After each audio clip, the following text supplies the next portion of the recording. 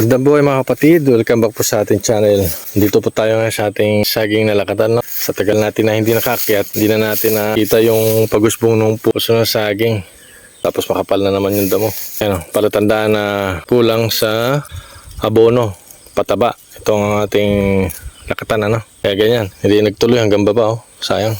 1, 2, 3, 4. 4 na piling lang. Konti lang mga kapatid. Gagawin natin, puputulin natin yan dito, no? Ano na siya.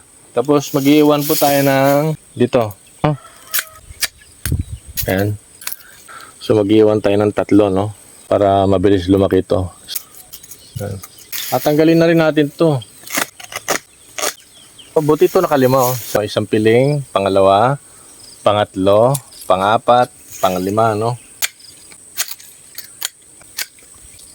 At least ito nakalimang piling po, ano?